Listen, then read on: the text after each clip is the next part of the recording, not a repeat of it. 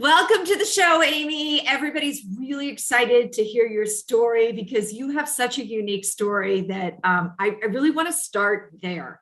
So you went to Harvard. Obviously, you're a very smart woman. You went to Columbia. And tell me about, like, why did you go to law school and what did you hope to achieve and what happened?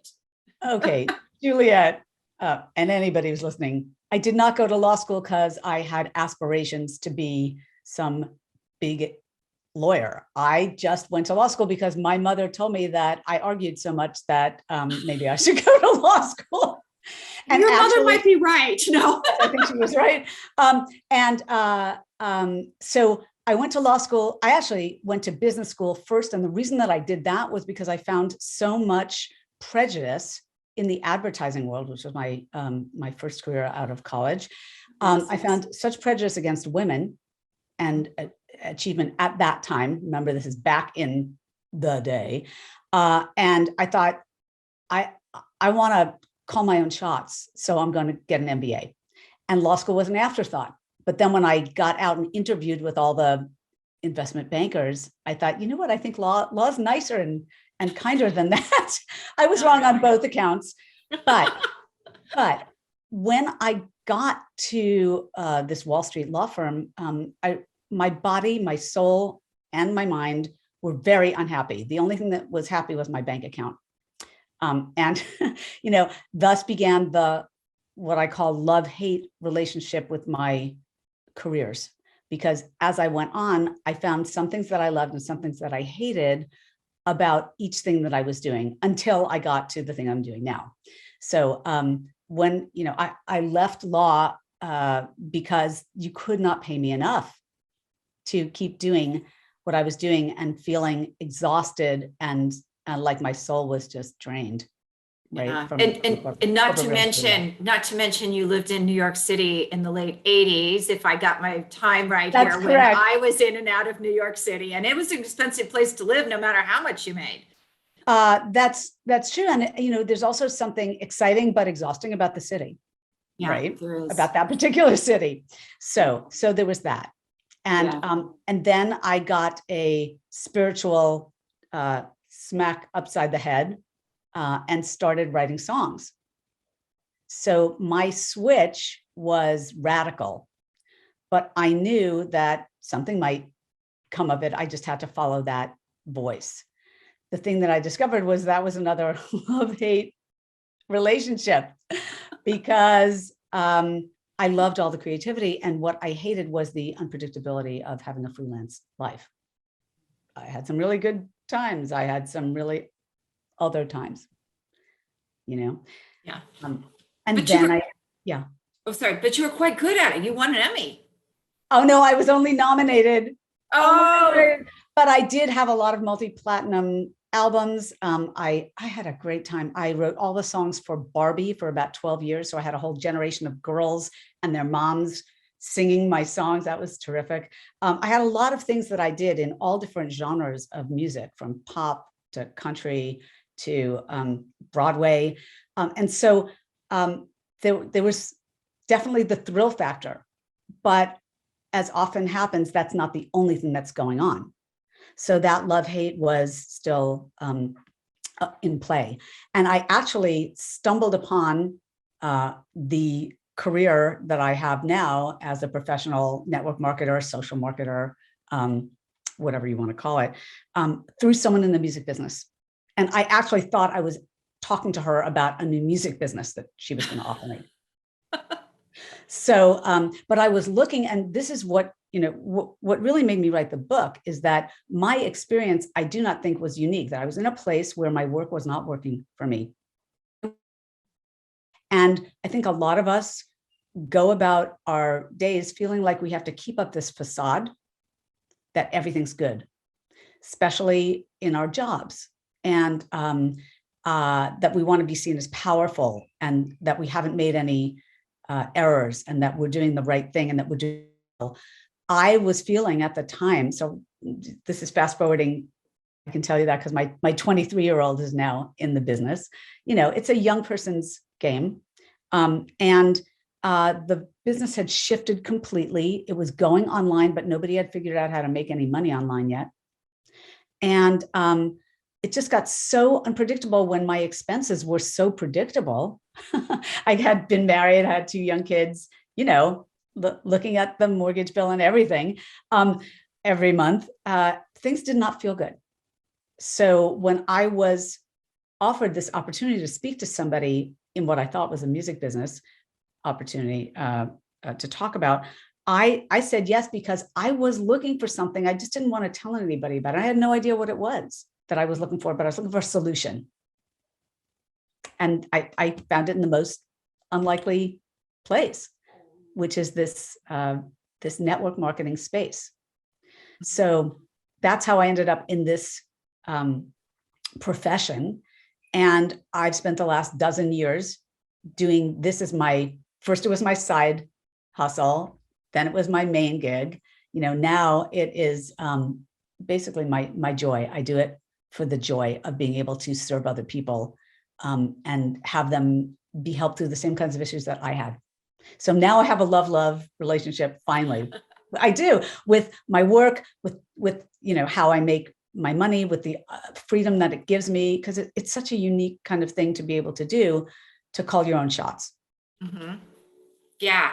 So if you look at, I read your bio, and your book is called No Degree Required. Like, talk a little bit about that, because if I looked at you and said, well, I can't do that because, she's got a Columbia MBA and she's a Harvard lawyer. Of course she's good at everything. But that's not really true. Talk a little bit about that and kind of debunk that a little bit. Oh, please. So, what's really interesting about things like degrees is that it means you're good at one thing. Doesn't mean you're good at everything. And one of the things that I really had to get over was being innately shy. I'm delighted to talk to people one at a time, but I literally had that frozen deer in the headlights thing when I would speak in front of more than one person. So we all come to this life, we have things to work on, right? And so that was one of my big stumbling blocks. And I literally had panic attacks my first year or so in business, and I would talk myself through them. And I had a lot of coaching, because this is a very collaborative business too. A lot of community support about this, but everybody knew that was one of my big problems. And I got the support I needed to the degree that one year I was asked to train at our company's annual worldwide event at the MGM Grand in Vegas. And I spoke in front of over 10,000 people. That was not the me who started this business, right? So I want to debunk the myth that people who have fancy degrees have anything more than wall art, right?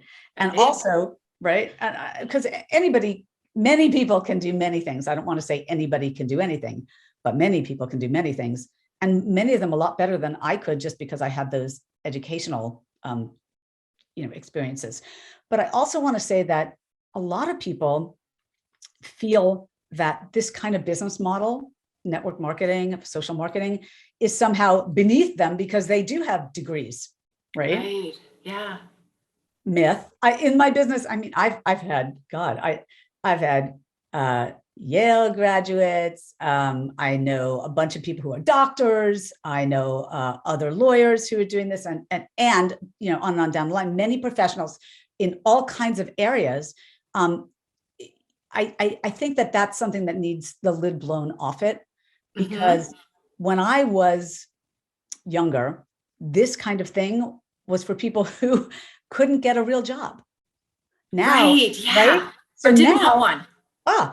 Right now, as we've seen with the Great Resignation, all this stuff, people are reevaluating their lives and they're saying, what do I really want? The other thing that I got to see as a mom, I have 2 grown sons now, is not everybody is meant to do certain things, and you don't have to. So I was looking at, for my kids' entire generation, what is possible? How can you earn money without having to be tied to one place? Mhm. or having to go into an office. A lot of people I know love to travel. Like, how can you work that in?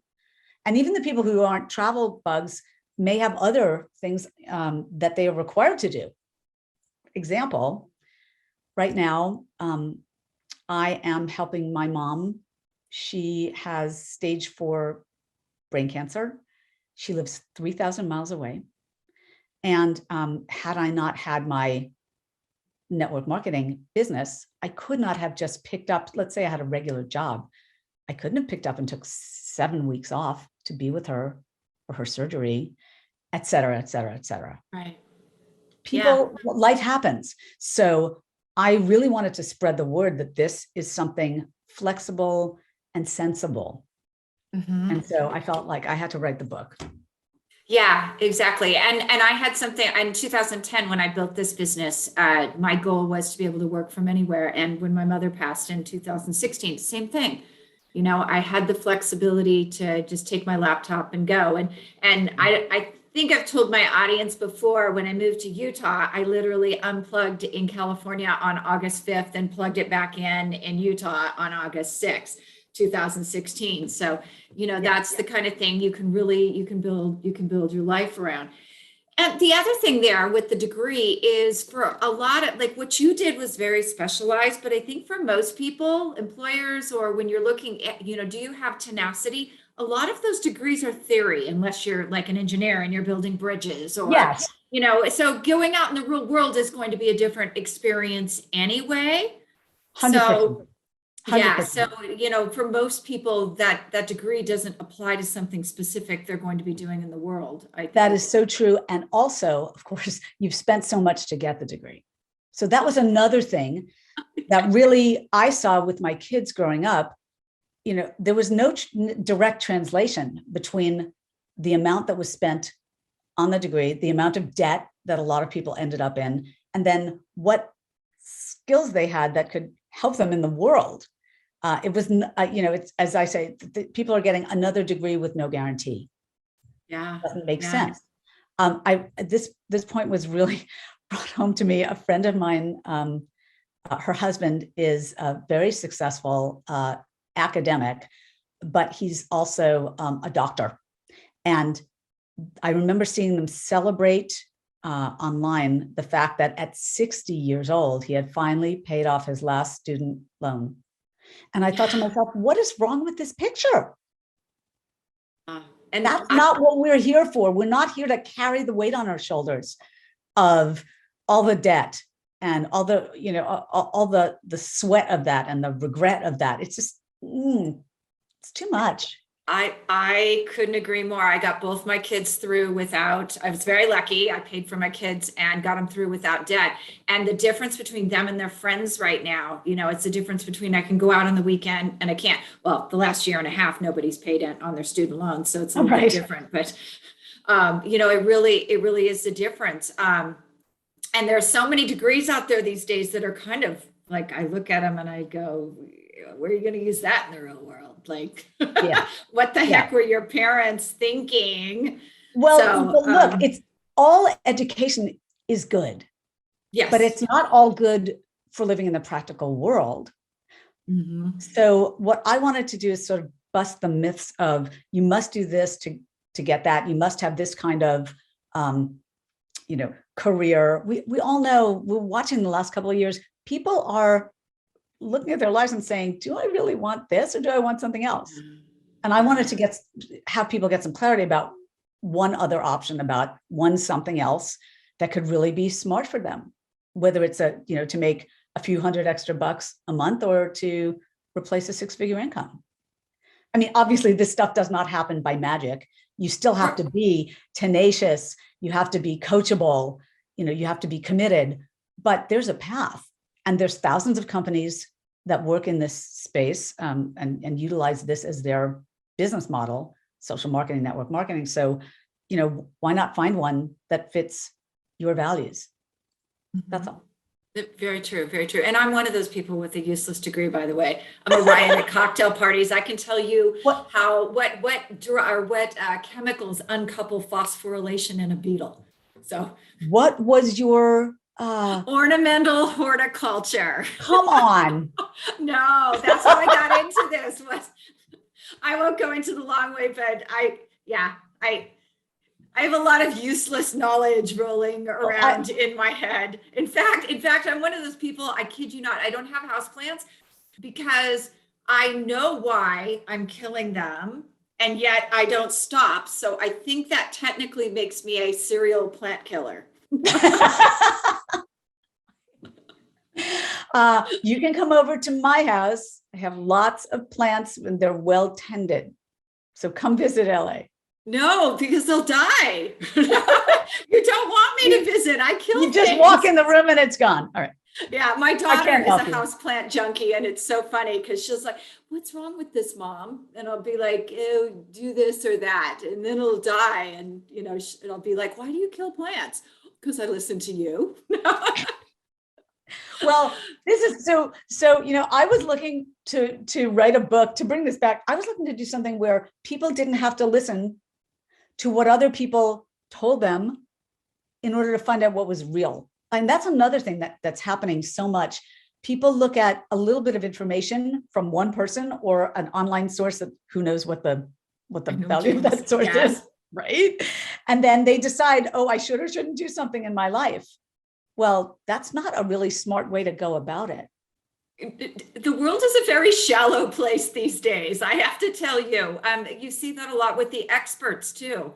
I mean, back to our conversation, you look at some of the experts, and I won't say what city that is the capital of the United States, but you look at all those experts and you look at their resumes, and they've got a lot of book smart, but they don't have a lot of real world smart. Right. And the flip side of that is then we have experts who look and they go, oh, network marketing, what Amy does looks really easy. I think I'll write a book on it, even though I've never done it. There's a lot of that going on too. Well, yeah, and there's a lot of people who aren't writing books who are just looking at it and making a decision about what it is or isn't. Yeah. So whether you're commenting on it or just watching it, it doesn't matter whether you hang yourself out as an expert or not. It matters what you're really doing in the world. So I think that it's incumbent upon those of us who are doing good things in the world and using all the available tools to better ourselves, our lives, and other people's lives, to just share them. And so that's how I ended up doing this book anyway. And it was a 60th birthday present to myself. And it was great when it got to be an Amazon #1 book. And I have you to thank for that. Really? Well, you did a lot of work too, but I mentioned in the intro that, it was your 60th birthday that you wanted this out by, but also you were on the bestseller list for over a week, and most people are like on it for a day and then they're gone, something else takes over. So you really put a lot of work into it. So let's shift to, you had a really smart strategy that I mentioned in the intro I wanted to talk about today. You published almost a year ago today. Yeah. In soft cover. Yeah. And on Kindle. Right. And your book did pretty well. Actually, we just found a whole bunch of money you didn't even know you had. Wasn't that fun? That was just yesterday. Like, oh, I didn't get paid.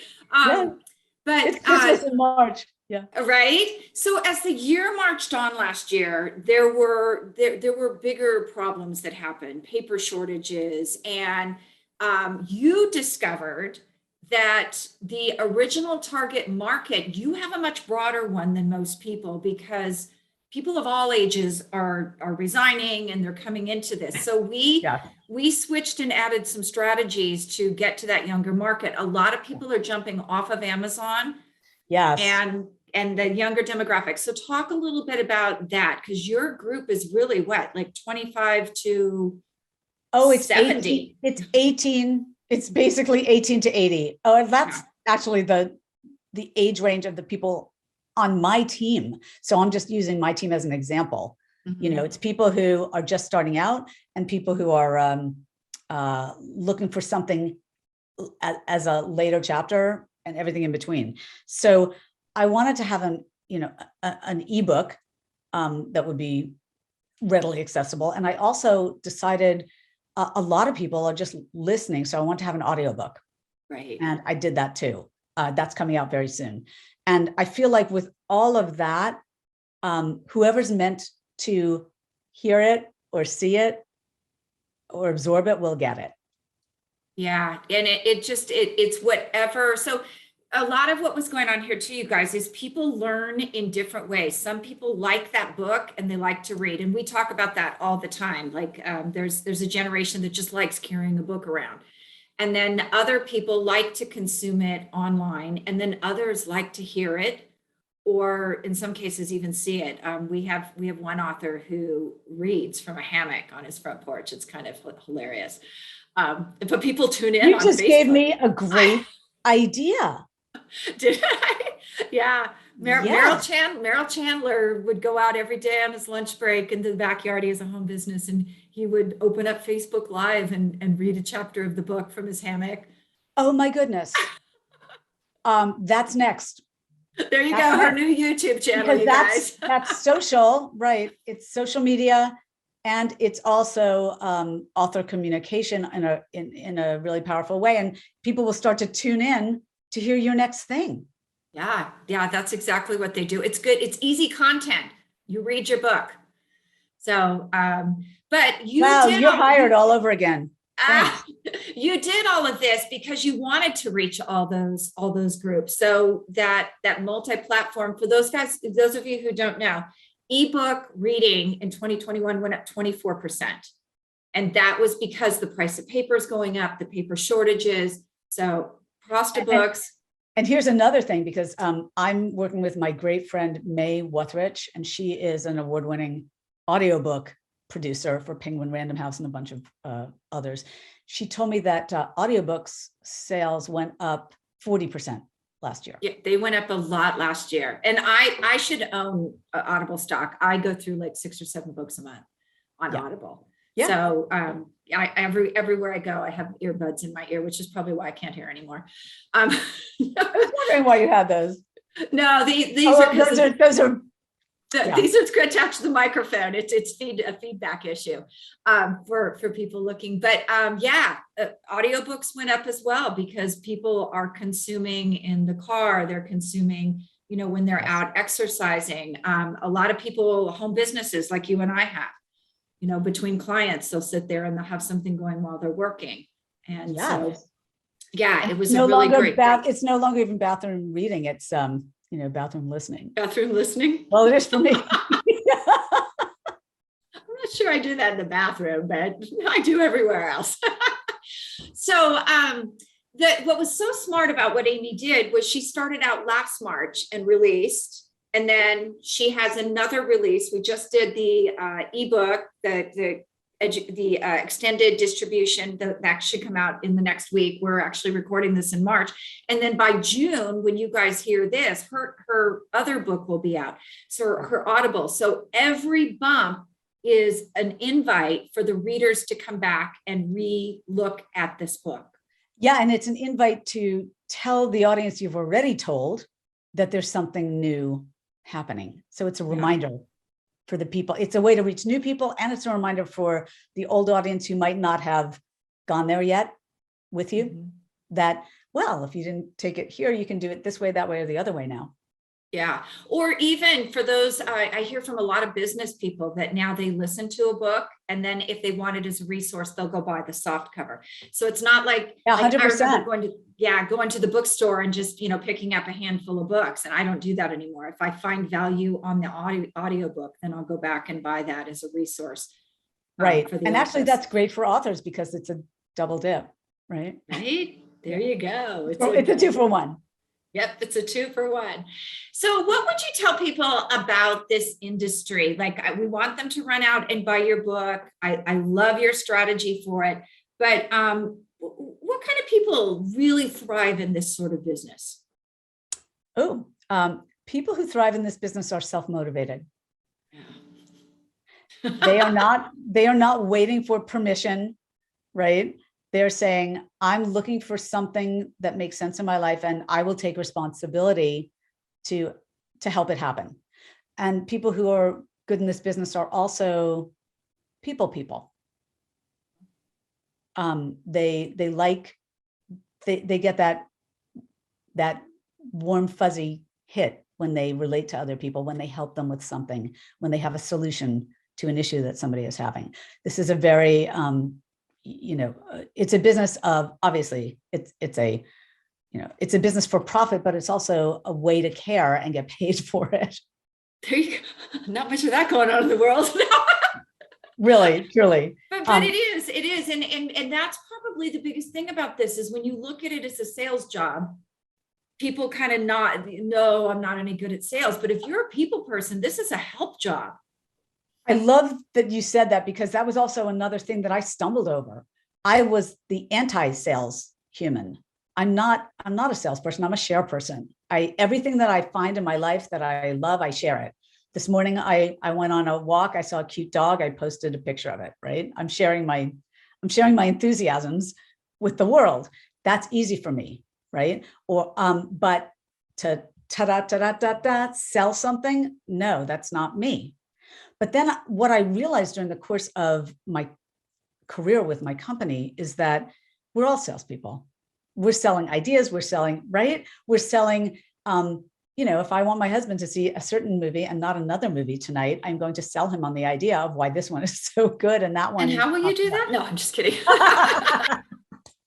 I'm joking because I have a client who, she's like, okay, I've got to buy that. And she'd go, give me a day or two. I have to get some cigars and some liquor. And, there was a whole routine.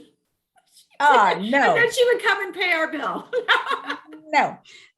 What I find it, but it is the sales as service thing that really lit me up, because I understood people are going to sell themselves on things that feel right to them.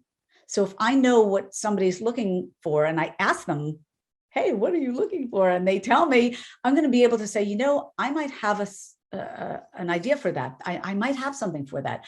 Mm-hmm. And in network marketing, what's really interesting is sometimes it's just the product, right? Like I work with a company that has a huge range of products that people use inside and out every day, right? So I might help people with their nutritional needs. I might help people with skincare needs, whatever, right? But some people are just looking for products, and some people are looking for the opportunity to create income, right, and help themselves, into or out of some situation that they're in. And so I can offer them one, or I can offer them the other, or I offer them both. Right. And Amy just told you all about another skill she has. She not only loves people, she's a listener. Yes, you have to be a really good listener. Otherwise, people won't want to listen to you, and you have to find out and care. Yeah. I need to know, are you sleeping at night well? Are you feeling exhausted or energized? I need to know, and I care, because the world needs us to all be at our best. I think this is my personal philosophy is we're all really here to help each other and support each other. And every grown-up knows what's going to work for them if they give it a chance. So, we train people on how to listen and not just talk at somebody. Yeah, so very true. So Amy, where do we find you if we want to know more about what you do, how you do it, and your book? Let's see. Here are a couple of places. On Instagram, you can go to @happyhealthy with Amy. Ooh. Yeah. Or you can go just for the book and some of my coaching services to Amy Powers LA. You can find me on LinkedIn at Amy Powers. You can write to me at amylynpowers@gmail.com, AMYLYNNEPOWERS @gmail. Can I give my phone number? I'm such an open book. Sure. I text you all the time. Why not give everybody else your number? Because this is the way to really reach me. Text is my jam. I will respond right away. 323-646-4135. Yeah, and she really means it. She texted me her manuscript or texted me. It's like, Amy, Email. I got to be able to download it. She texts everything. I didn't tell my Facebook because I'm always almost at that 5,000 mark, and people, I have to figure out a different way with that. Yeah, just delete the just account. text That's me. what I did. Yeah. Yeah. Well, sorry about the big manuscript download. I try to refrain. Okay. Well, thank you for sharing with us today, Amy. Oh, Juliet, I adore you. I love the work we've done together. You've been so supportive and so playful. I always say, I'm looking for paymates and playmates, and you fit the bill. Oh, thank 100%. you. That's sweet. All right. Yeah. It's been fun working with you too. Thanks.